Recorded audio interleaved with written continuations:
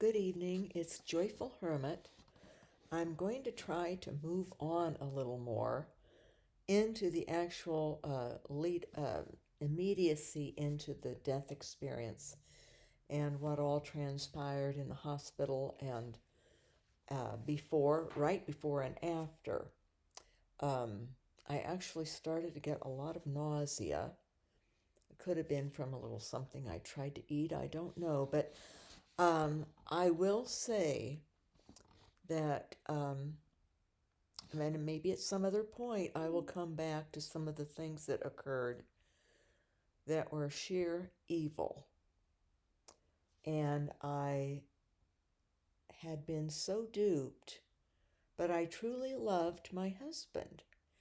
And I loved the vows before God and believed in them so much. But it came to a point in time that I did tell myself, if he does something to any of these children, I will be fine with the divorce. And he did overreact, to say the least, temper with our eldest. She had misbehaved or was being stubborn a little bit, and third grade. So he, though, got very frightening and did this real hard thumping, and he shook her and shook her. And that was it for me. Um, I let it play out, and then he left on St. Patrick's Day. The next day, the first grader came home and said her teacher had um, taught them about, and it was a public school, but St. Patrick's Day is celebrated in our country by Irish people and everyone really. Had explained to them about the Patrick removing the snakes from Ireland, leading the snakes out of Ireland. And my little girl said, "Mommy, our snake left yesterday." And something to that, she might have even said, "God got rid of our snake yesterday." But that was quite something. I was stunned that she had that much awareness. But we made it through that end of the school year. My mother flew out to take care of the children for their last 3 days of school for the girls and take care of the baby. And while I finished up my full week at Beverly Hills High, and during that time though, she was still upset, and she had over spring break, when I went over with the children to visit them for a few days. They were living in Arizona at the time. And she really got on me about staying with the marriage. She did not know. She did not know. And I began to cry, and I knew that I left the room and got control of myself in a bedroom. But I knew I needed to leave to get back anyway, and left a day early, and they drove with me and the children part way to our two cars. And later on, my mother apologized and said that she cried when she saw us continue driving on, as to how um, she just felt terrible about the whole situation, obviously. But I got back. I had stopped off at the mother-in-law's with the children on the way back to West LA. And the mother-in-law was so cold. And that was telling. It was strange um, that they had evidently no wherewithal about their son and his underlying disorder, serious disorder. Liza made a comment, psychopath. Yes, I don't usually say that word, but he did have tinges of psychopath. In fact, later on, maybe I'll share, but pretty sure he would have hired someone to have killed me later on. But a judge let us out of state in a miracle in court in 1990 so that we could get 2,200 miles away. And it did create good distance. However, he has gotten the son. I think he's influenced one of the daughters heavily. Well, he was successful. It's hard for people to move beyond. And each of my adult children now do not remember what happened. It's buried.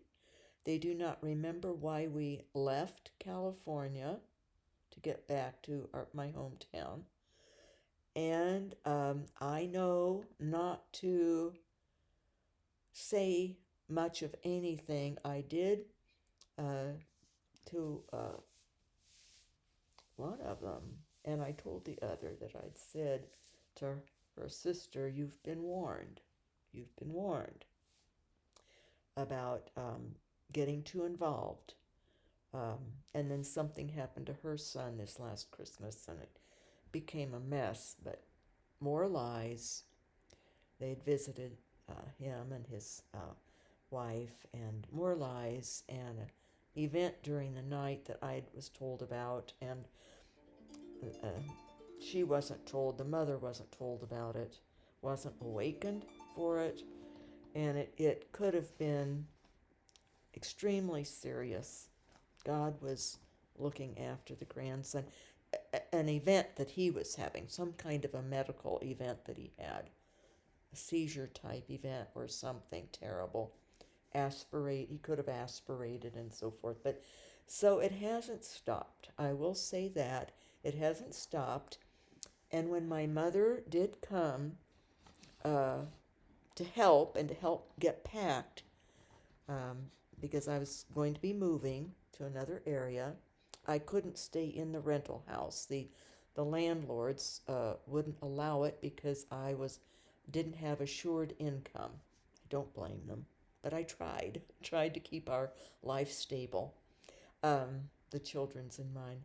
But we got back to where we had friends and familiarity for the children, but moved to a separate town that had lovely schools and was secluded more, and our family doctor and his family lived there, and they got us into their church so where we could meet people, and I sort of had a protection from him that people then were,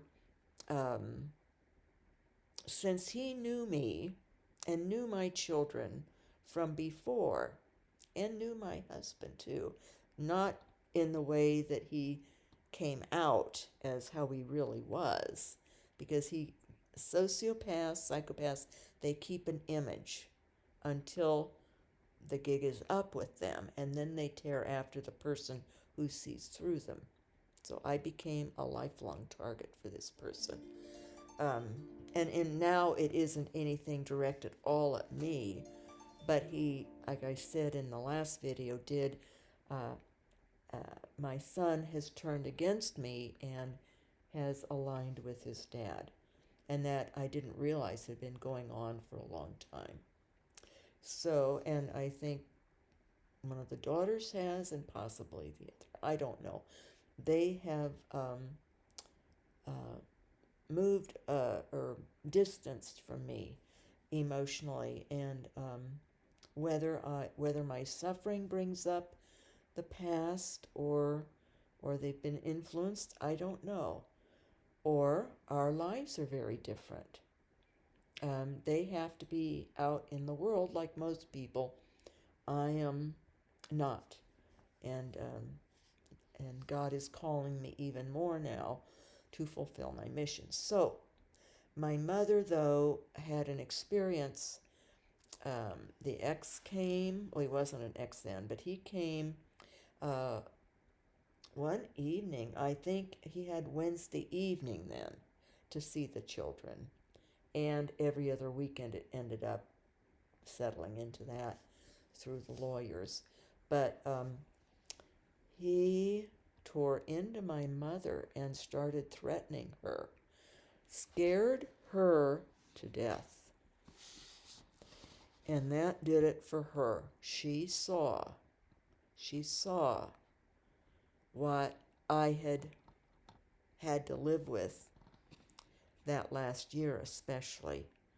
But before that, I had learned consciously and subconsciously to go along. So, and there's something inside that warns you to do that without your conscious even recognizing it. Um, but God worked it out that He wanted to leave. I think it would have been a situation that it wouldn't have gone well for me at all, or the children, had I tried to leave first. So God worked it all out, and I got a job, got us moved there. We had problems, got into an apartment, and I'd shared in another video that that's when I started praying. I always was praying, but I specifically wanted God to work with me in the night because I was so busy being a mother, a householder, a protector of the children, and working. And I had all this pain going on, constant, and it kept getting worse. So God did start through dreams, through waking me up at night with visions, or and one time they started getting a little out of control. Finally, I did get us moved into our little house, and it took a lot because as a divorced single woman, and it was right after our divorce, we finally got finalized. The ex dragged it out. He could afford, and he got a Beverly Hills lawyer. I had one that wasn't high, that price range. I couldn't afford it. But he would go to my lawyer with demands, not even through his own lawyer, just to keep it going, to cost me more money. I had to then have my lawyer handle things. He even fought for the baby's crib to try to get that for himself. It was just crazy. And other things. And in the meantime, that was when we were in the rental and it kept getting broken into. And the final time, so many things were stolen and the place was violently ransacked and whatever. The police did want me to get a gun for my protection. They were convinced that he would be coming for me or do something to the children. But I didn't get a gun. And maybe I've mentioned this before, the spinal headaches that I would get and the pain I had. I was concerned for one thing, that the then toddler little boy might somehow find a gun and there'd be a terrible accident. I love my children, and now I love them now. I don't blame them for whatever freedom they need, or if I remind them of suffering. So, or whatever has gone on with their dad, or I know he has lied to my adult son about the circumstances because my son a few years ago said that I had lied to him, that his dad had told him the truth. And I don't get involved in anything because the psychologist who worked with the children back then during horrible things that I started to get into in the last video, that I don't want to. I don't want to go back into that. All I'll say, it was a horrific time period for me as a mother, and I can't imagine what it was for at least one of the girls. And the psychologist said then that it had been so deeply buried and that it was psychologically best not to force it out. The sheriff's department was going to get it out of them, they said. because the report had to go to the sheriff's department from the school of what had transpired that indicated some very bad things had happened. And um, the psychologists knew that that would not be good for my daughters to have something forced out of them like that. And there was the opportunity that was discussed of sending them to UCLA for a week-long in-house therapy, trying to get it out that way through professional psychologists, through a team. And we talked it over, and once more, the psychologist where we lived, and excellent. Dr. H is excellent. And then and now, and he said the damage that could happen from things being forced up and out, and that it would be best, and that they had met with my then ex-husband, and he blew up at them terribly, blew up, carried on, very defensive. I'm the great principal, blah, blah, blah. And they knew how to deal with him, and that's how they knew what he was, too. Narcissistic sociopath. And they said that by the time they were done with him, he very well knew if he crossed any lines whatsoever that his career would be done. And he was so grandiose in himself that he wouldn't have allowed that to happen. And they wondered if what he was doing was actually getting back at me, trying to destroy me. So, and it darn near did. It just about did. But God is great. And God was always with me. So we get moved into a house, which was very difficult because someone said, you need to go to this woman bank manager. It was 1986, summer and fall, spring, summer, and fall, trying to get a loan, a mortgage.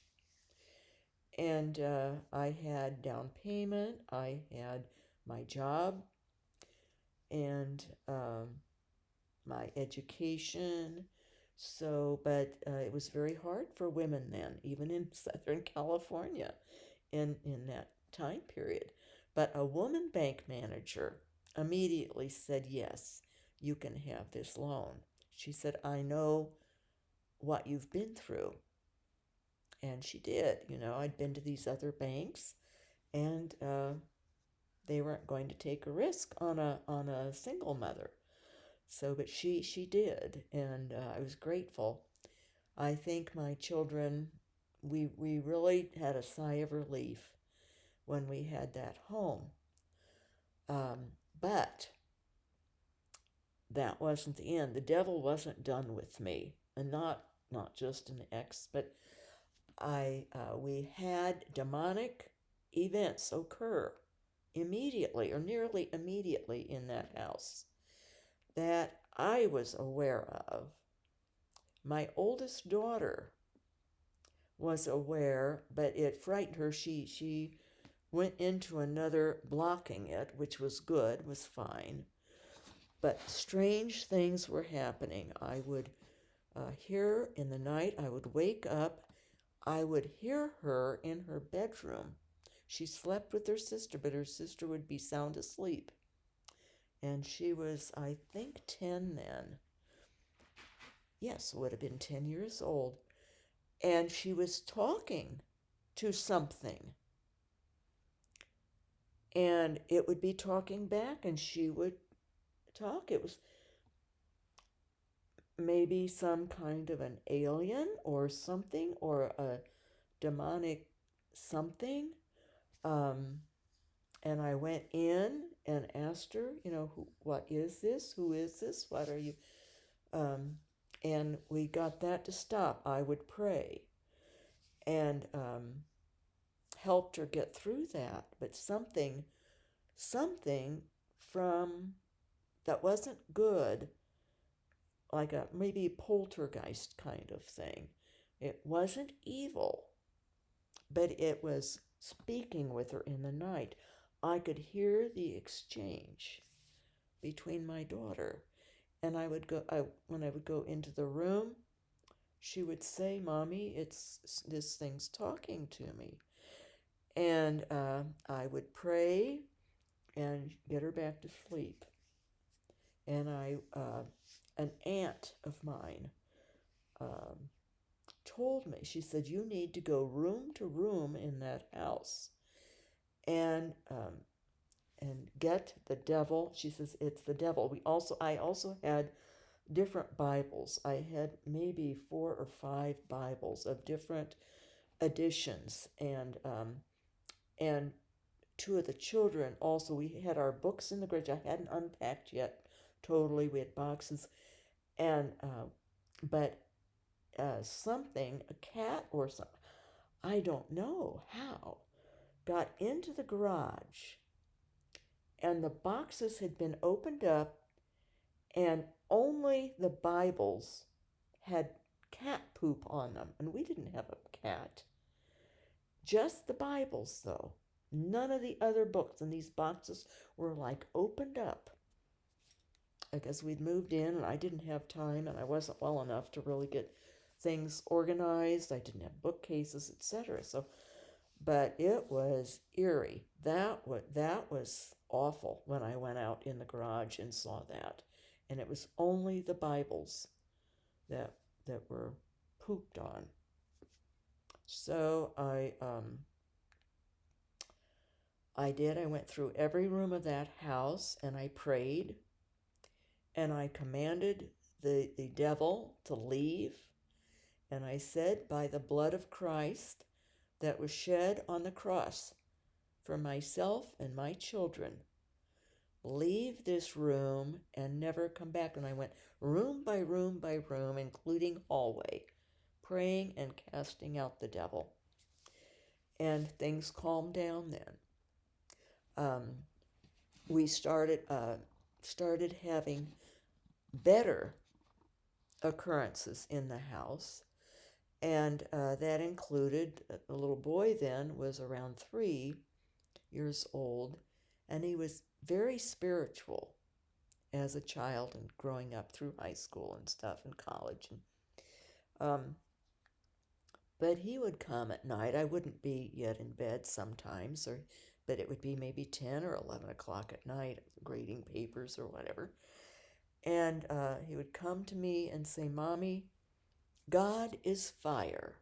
God is fire." And another time I was in bed earlier. As the school year progressed. This was the last year I taught.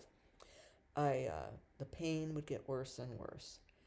And he came to me one night, during the night, probably around 2 or 3. That was usually the time that things would happen, good things would happen. And he would say, "Mommy, the Holy Spirit is in my room." He was 3.5 then. And I'd say, "Well, where?" And he'd say, "Up over in this corner, up from my bed." And he says, "The Holy Spirit is a circle and is circling, is spin." I said, "Well," and he took me to his room and showed me up where he saw the Holy Spirit. And he said, "The Holy Spirit is love," something to that effect. Just a little child. In fact, I think he still wore diapers. He was at the turmoil in our life, and he was going to a preschool then, our church preschool, and wasn't fully trained yet, but just a little child. And so, and I had my Bible every night by the bed, and I would read when the children were asleep, and prayed. And one time I did have a vision come of it was some soldier who had been wounded. I felt it was the Vietnam era. And so he came in and wanting help in vision form and verbally. My children were totally unaware of that happening. That happened in a night during a night. But God was teaching me how to deal with visions and locutions. And I prayed for this man who had come from war in some other time period. And I could tell he wanted me to pray for him, this soul. And I prayed, but I said, you must go now. Go back to where you came from. You will be all right. I will pray for you. God will take care of you. And I've already mentioned the time that my grandmother came and stood by the bed. She came another time in that bedroom and she laid her hand on my chest and she said, you are being given the beginnings of wisdom. You are being given the beginnings of wisdom. So I looked that up in the Bible. Look it up. The beginnings of wisdom. It's spoken. It's written in 2 or 3 different places. Old Testament, in the Psalms, and I think another place. Anyway, very encouraging. After we got rid of the devil, the demonic, we still had bad things happen, but nothing overt. And I did not have. God assured me. I felt a peace in that house then. And I'm sure, had I been Catholic then, I would have had a priest there to bless that house and holy water the whole place. Um, um, so anyway, I have experiences with holy water, blessed objects. It's faith, it's love of God, and it's God protecting us in various ways. And as you progress, you don't necessarily need to have objects, but they can be a strengthening and a help, a support network. Let's put it that way, a support network of prayer, prayerful objects and blessings that another thing I've done is to go on each window and make a sign of a cross or write Jesus just in regular water or just take my finger. My windows were probably pretty dusty. Anyway, I did that on another house that was having one thing after another not going well. I would write Jesus on every window with my finger. And as a sign of faith and of protection, of trust in Christ, and a reminder to me that Jesus was within and without the home, the abode, and was protecting us. Of course, we went to church. We were involved in church. We prayed every night. I'd have the children. They'd come on my bed, and I'd call it the mommy basket, where I'd hold them, could get my arms around them, and even the eldest would do this. And really, I think up through maybe 7th or 8th grade, we did that. Well, we were on the bed one night, and it was about 8 o'clock or so, or 8:15. And maybe I've mentioned this before, and the window was shot through. So, of course, I have always wondered if someone hired that to be done. Lucky we weren't hit. But there also was another incident in the field across the way with some construction going on. So it could have been totally connected with that. But it seemed later that it was a separate incident of my bedroom window being shot out, as opposed to what had happened down by a creek over in this field later. But that's another story of just the incredible things, the horrible things that repeatedly happen in my life. And uh, so, but the children were protected from that. And then it got to the point where um, I started having just so many dreams and visions. I've already told about how Marari came and stood at the foot of my bed, letting me know that she was there. It was the Virgin Mary, but I didn't recognize, I wasn't Catholic, I wasn't familiar with Mary. Protestants really don't have anything to do with Mary except at Christmas time.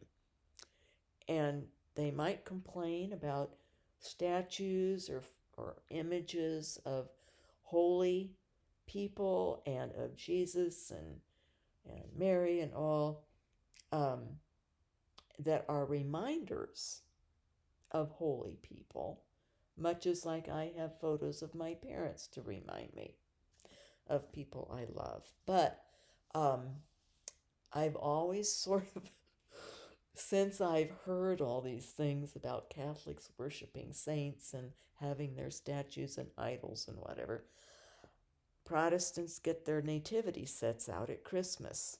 Same thing, they're remembering Christ and the birth of Christ through these images, through these little statues. So um, we all really just need to chill out and not worry about the belief systems or the reminders that everyone uses in whatever religion to remind them of God and of holiness, and um, and just support one another in love and in sharing our love of God, sharing and praising God that we all love God, and get away from the differences, or listen with an open mind to the explanation of different beliefs. So, okay, so it got to be spring then, and my back was getting so terrible. I did have to take my preliminary exams and pass those, so I could begin my dissertation phase. And I had a dream in the night of these men sitting around a table. And they were like photographic images. They were ancient men, ancient, and they had piles of books in front of them around this huge wood table, old. And they would fade in and out, spirits of ancient scholars or something like that. I didn't quite understand. I called a woman who was adept with different things and also could, if you ask someone else sometimes, and I described the dream to her, and I said, "What is this?" Sometimes another person can see something in it that we can't see at the time. It's another way of discerning what the message is, or even discerning the spirits. They seemed good. My discernment then was that they were good. They meant no fear. They were very peaceful. They were wise, scholarly types. And I just couldn't put it together. Well, this other woman knew that I was going to be taking this exam that was going to be very difficult. And I had to have all this information in my head. You had to be able to cite and make citations and write out quotes and, you know, where you got it. It all had to be in the mind. You had no notes you could use or anything. Lengthy exams. And I was suffering. I had my children to concerned about with different things going on still, always on pins and needles when they would uh, have to have had their visitations. And I never, some maybe would think, well, you can have a weekend off. No, I never did. I prayed. I was concerned always for my children. So this woman said, no, these, God is trying to tell you that these souls are there to help you pass your exam, that they will help you. And sure enough, they did. When I was in, it was 3 days worth of exams. And for, I think it was like 8 hours. We didn't know what the questions were going to be, and we had to write and write and write.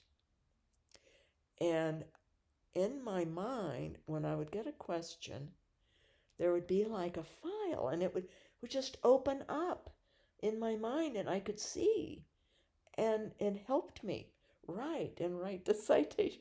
It was miraculous. And I knew that God had reassured me ahead of time that I was going to receive supernatural, holy help from the ancients, from the wise ancients. And I surely did. And later on, when I had to go back in to get the results and then present my dissertation idea to my committee, um, the head of the one who was giving the answers, and one daughter wanted to go with me. She wanted to get out of school for the afternoon and go with me into USC. And on the way, she drew this picture, and it had written on it, I am proud to be by your side. It was a picture of me with her. And she was so proud of her mother. And it made me feel so good, I will say. And I had no idea if I was going to pass or not. But she waited out in the hall while I went in, and they said, "You did not only pass, you passed with honors." And they were stunned because they knew what I'd been through, and I'd just been through 2 years of horrible battling and all that. I had to, if somebody else wants to fight over things, you've got to, there's your lawyer, you're stuck. You have to defend. So he dragged it out till it finally got over. The divorce was finalized, but I lost a lot. The lawyers were so fed up with him, my lawyers. They said, "Do you want a divorce or not? Because he will never stop if you don't just get this over with." So I did, but I lost financially big time. And they didn't, they said, "You'll be able to get help for their college education later." No, I wasn't.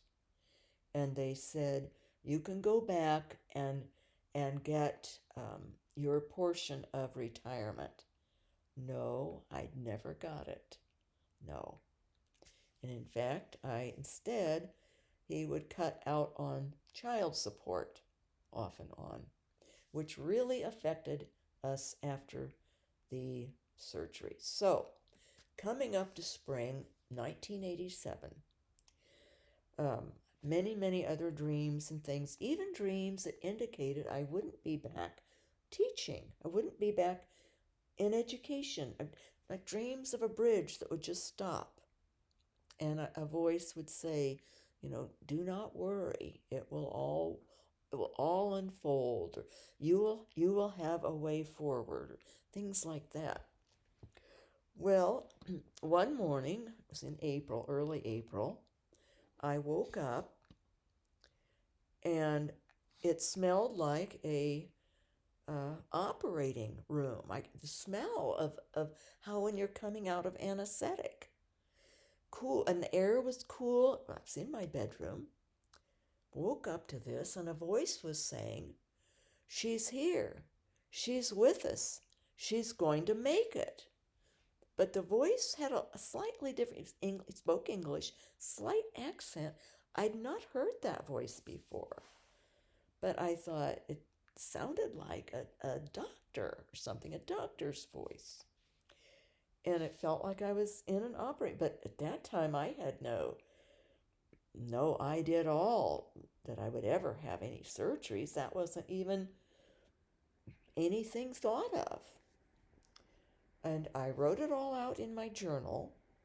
in my diary, and I think I might have mentioned something to Dr. H, but because he was interested in these things, in what was going on with me spiritually, and this huge awakening I was having, soul awakening. God was opening me up, and I was opened up to the Bible in ways that um, God was speaking to me daily and nightly through the Bible, or if I'd read it during my lunchtime. I was being led by His Word also, and through dreams and visions and locutions and everyday experiences. So, uh, was maybe, yeah, I think it was right around, it was in April, a little later. And I was so busy, I totally forgot about that one. So you'd think you wouldn't, but I was having just a bombardment of experiences. So that was, on to the next day, and the next, and the next, and going off to teaching. And then my back would give out, and I would have to take a day or two off. And um, I ended up right before spring break at noon in the classroom. My back totally gave out. I had to just get down on the floor. I had written the assignment on the board. The kids came in for the fifth and sixth period classes. There I was on the floor on my back. And I said, "Don't be alarmed. The assignment's on the board." And they knew that I had missed school quite a bit already. And I said, it's my back, and I have to just lay here and hope that I can have enough to get myself home after school. So just do your homework and have a wonderful spring break. And I also taught, I had them do reading. They could read anything for the first 15 minutes, because reading books is the best way to improve your reading skills. So they read, and then they worked on their home, and of course they were very good kids. Um, the one that was such a problem had already been taken out of my classroom, as I've mentioned in another video. And so I made it. I think, the principal wanted to talk to me, this one that was against me and thinking that I was faking.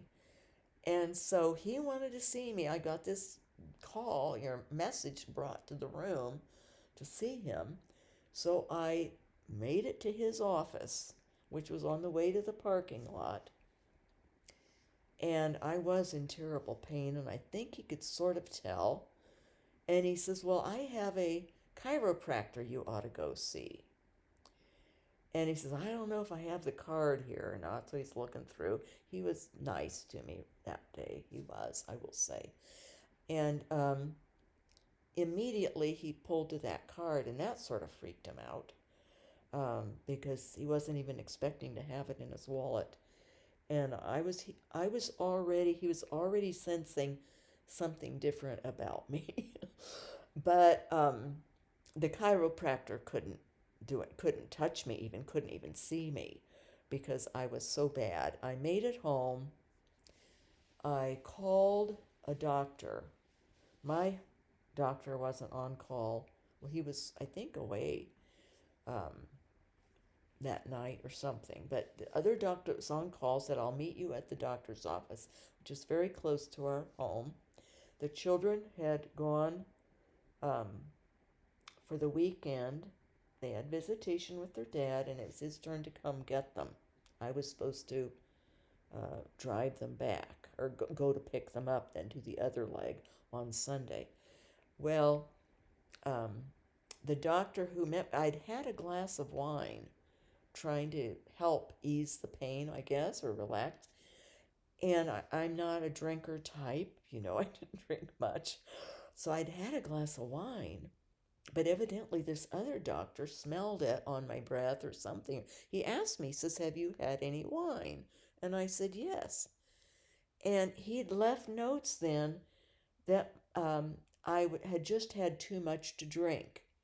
And that's why why I was complaining of pain. I guess I don't know. Go figure. But that was his thing because you can't figure out what's wrong with backs by looking at a person. And I looked okay, I guess, except I was in pain. And yes, I'd had a glass of red wine. So, but by uh, the next day, it was so terrible. I had to call in again, the on-call person, to see if Dr. Osland was back, because I was in horrific pain, horrific. And he was, and he says, and he knew me. He knew me before the accident when we had lived in that area, or had him as a doctor. And he says, I'm putting you in the hospital. So I spent all spring break in the hospital. And my parents were coming over for the latter part of spring break.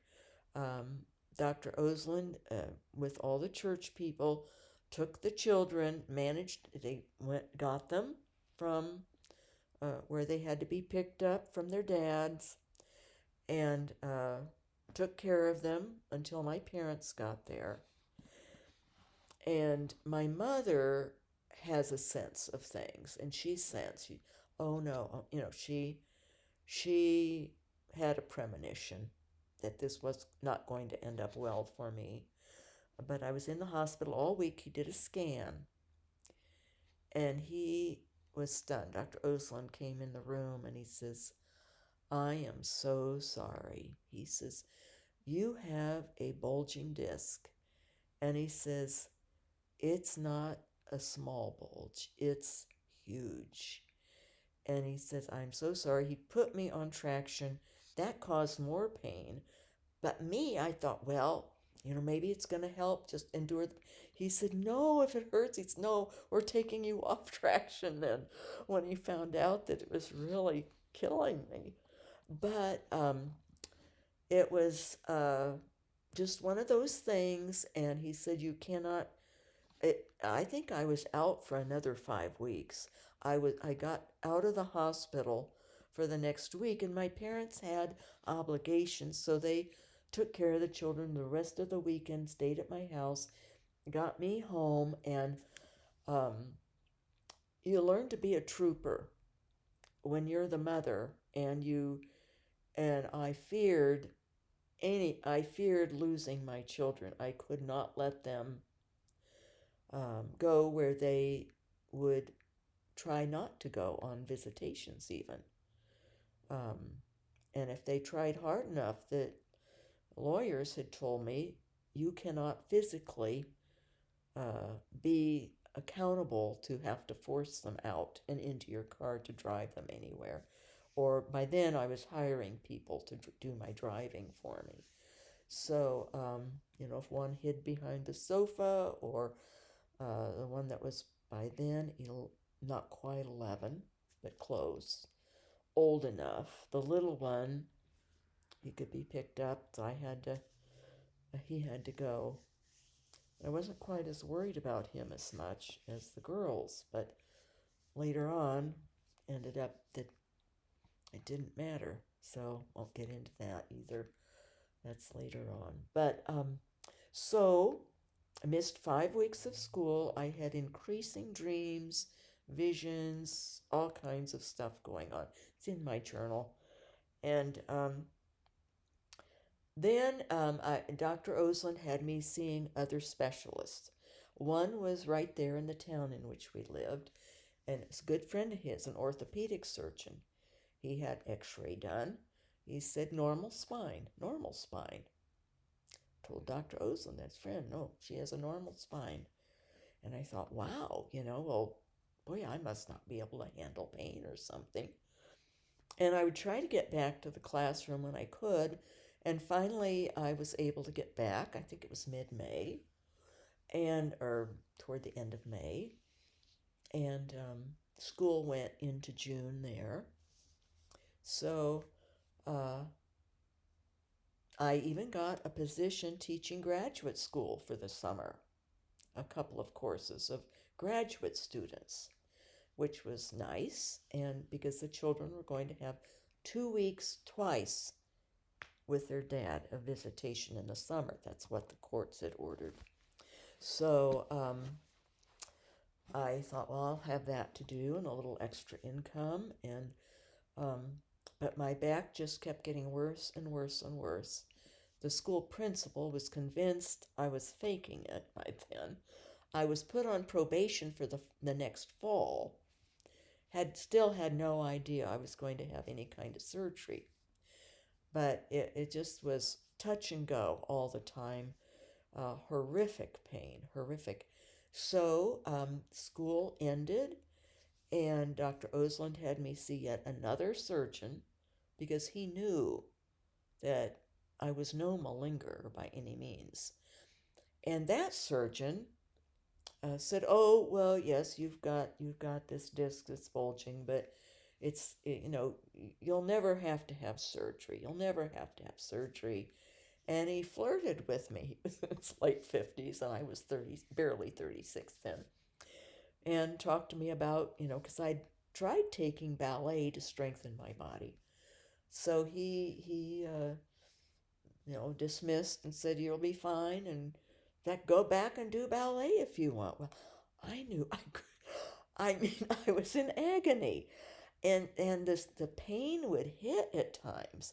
I would be in bed, and my oldest and the next, by then barely 11 and 9, were they had to handle their little brother's birthday party that I'd arranged, and I had a babysitter come in, a girl who was 18 come in to handle that, and the girls, my daughters handled it, these little girls, and took care of the brother, get him in bed at night and naps, and um, would help me, and I'd get up and try to.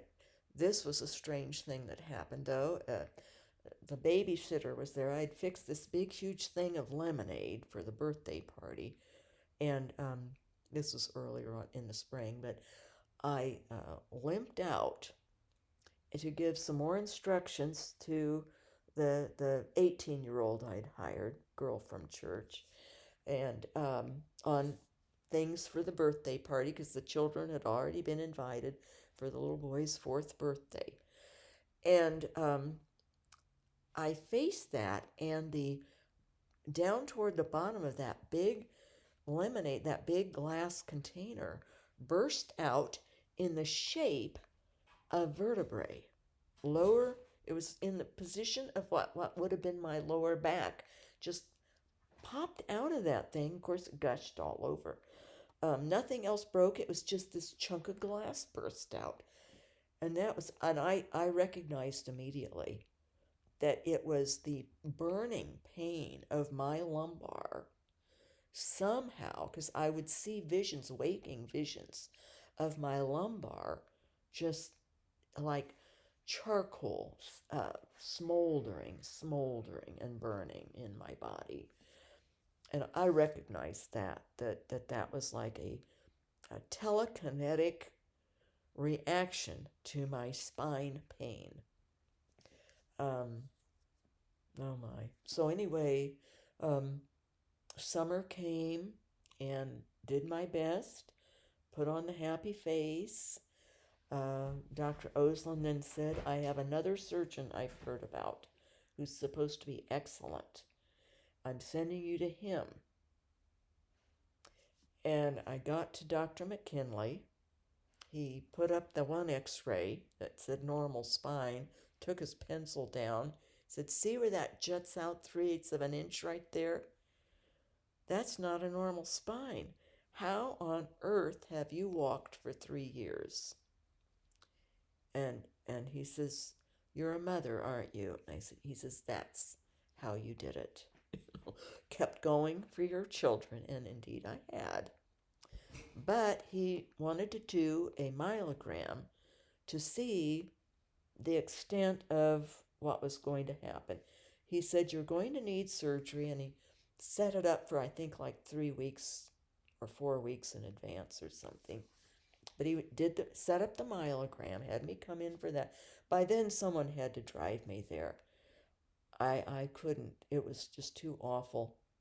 And I had a couple of another younger girl who was about 14. The kids loved her as a babysitter.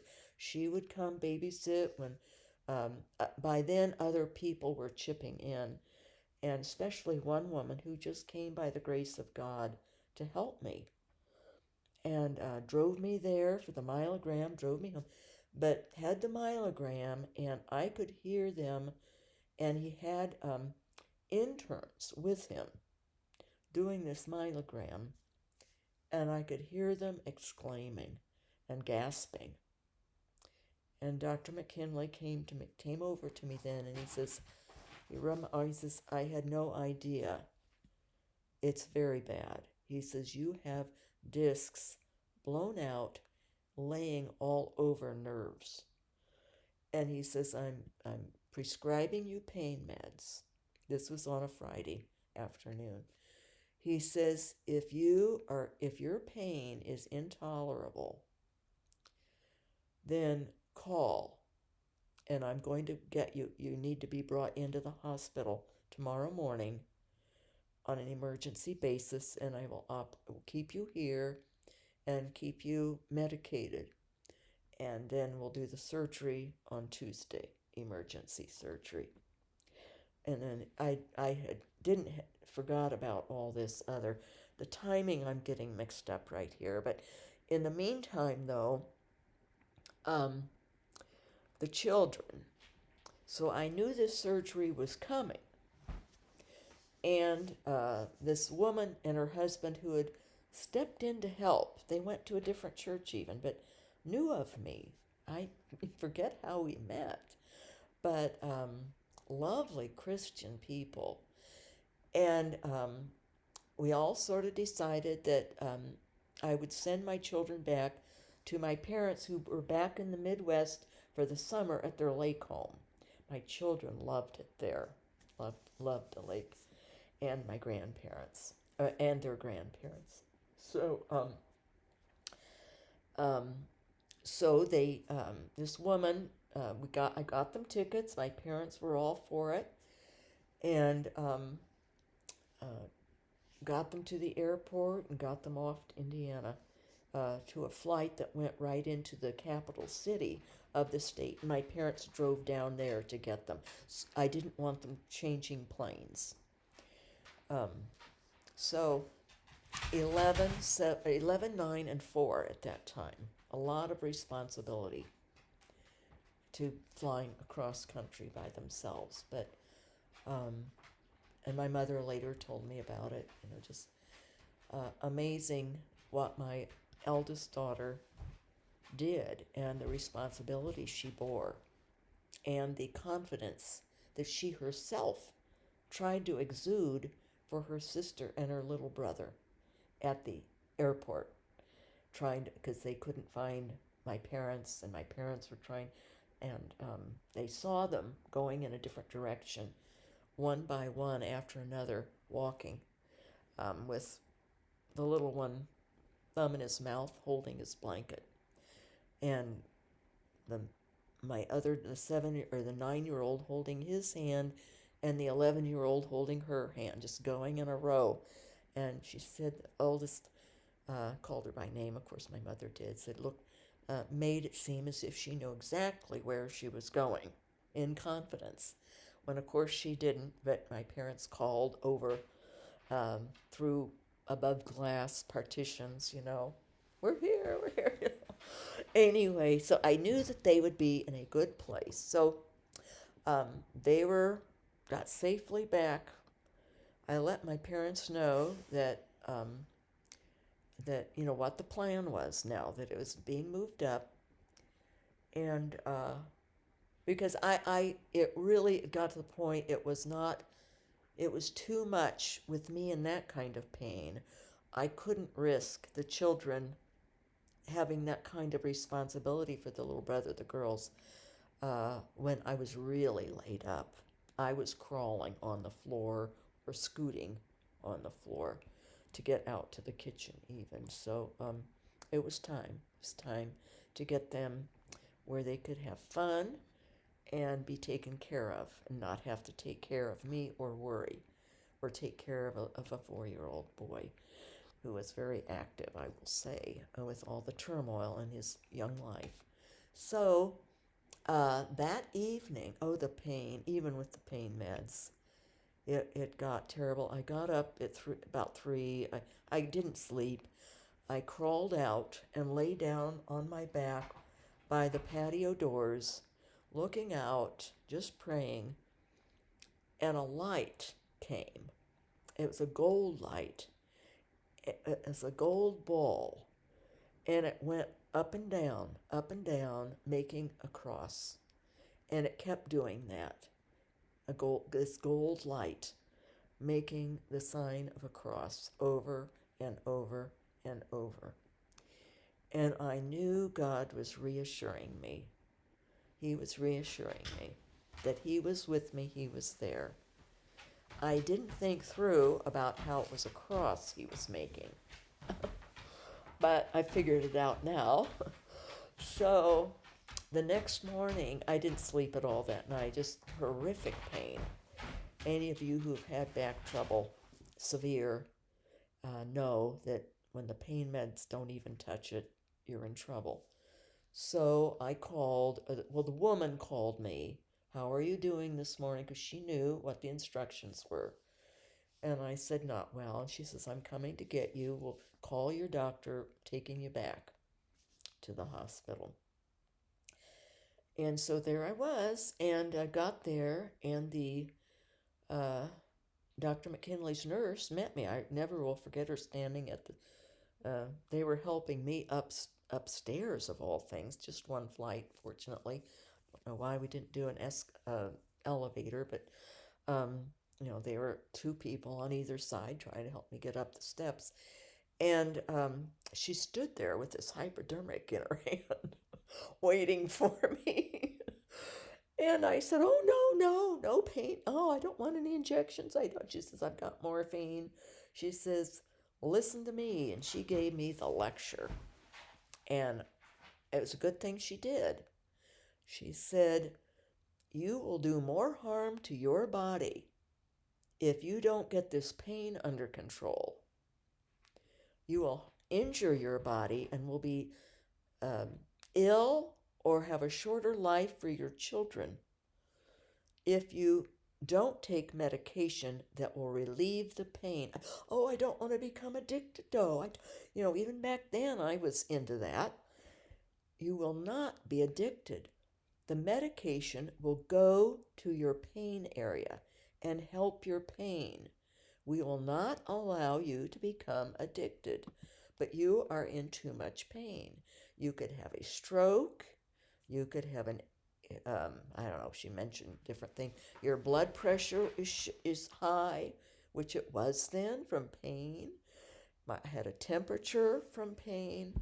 So they pretty much had me sedated until Tuesday. I don't really remember much other than calling my parents and uh, this Chris Erner and her husband. Um, we needed blood. I couldn't give my own blood.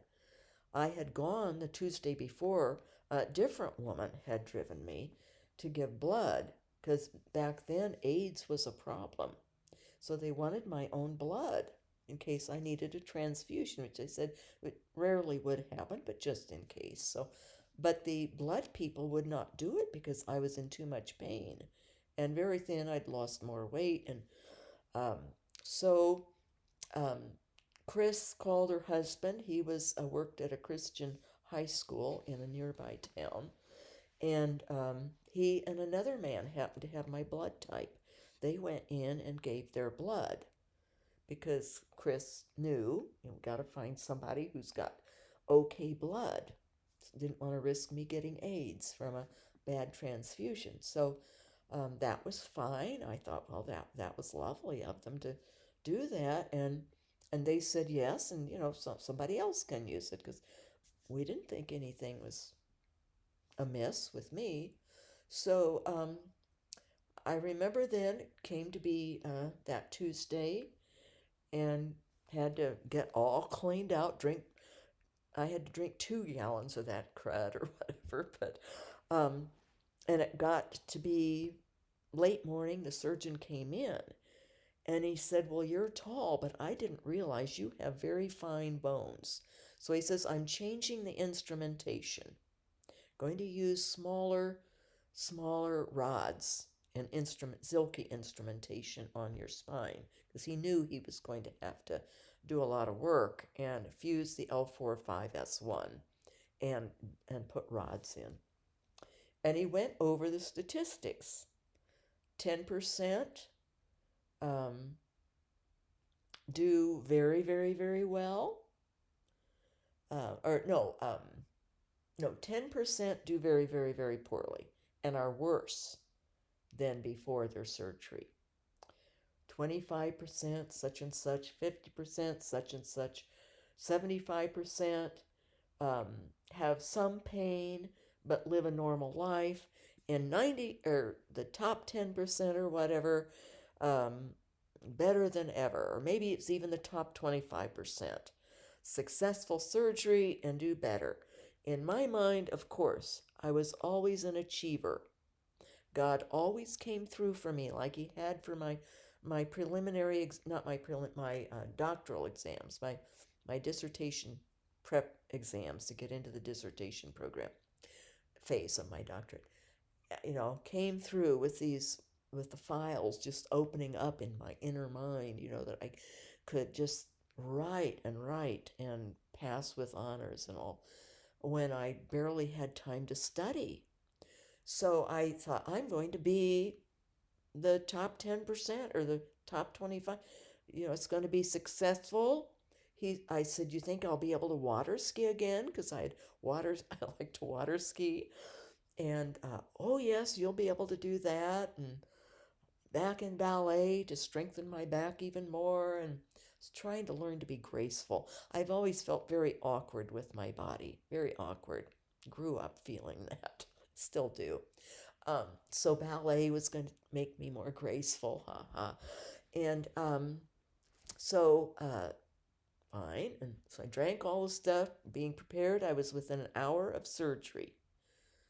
And the surgeon had been very concerned, not wanting my ex husband coming at all. And I said, he doesn't know where I am, and told my kids not to say. And I don't, I doubt if he would have called my parents. So the surgeon had the nurses put signs up and told them to keep their eyes out on my room, and he had me right across from the nurses' station for that purpose. He did not want the ex coming and causing me upset or trouble at all. Well, the phone rings right by my bed. I thought, oh, maybe it's my mom and dad saying, good luck or whatever. We had already talked earlier that morning or the night before, I forget. And I pick up the phone, and it's my ex husband. And he starts threatening. Your parents had better have those kids back in time for my visitation. Now, other times, if you wanted to go do something, vacation or off with some woman or whatever, he would just say, "I'm not taking them at this time. Not going to have them for this visitation." Didn't bother him to do that. But he wasn't going to let them stay longer. And he said, "You have to make sure you pick them up. Hire someone to pick them up and get them from the airport and bring them to my house." So he was going on about that, nothing new with the visitation stuff that he would pull. But he then said, "I hope you die." Just like that. Told me he hoped I'd die. I wondered how he even found out where I was to be able to call right in. The only thing I can figure is that he got it out of the oldest daughter what town, or he just started calling around hospitals, because I don't think the oldest daughter would have said, even at age 11. I don't think. And I don't think she even knew what hospital. She knew what town, and my parents knew. She probably had heard, but I think he probably just called around and around and around and finally hit upon the hospital. Got right through to my room, said he hoped I'd die. And I will say it hurt. It did hurt. But I sort of laughed it off and whatever. Well, I did die. I did die. I think I'll stop. This is going on very long. But I did die. And we're right at that point of the death. So I think I'm going to start up with that in the next video. Right at point zero death experience. God bless His real presence in us. And I probably should have looked at my diary from back in that time and would have had far more experiences and visions and locutions, that dreams that God gave me of what was to come. But I think it's been enough. So love God in His love, and God bless His real presence in us, to be continued.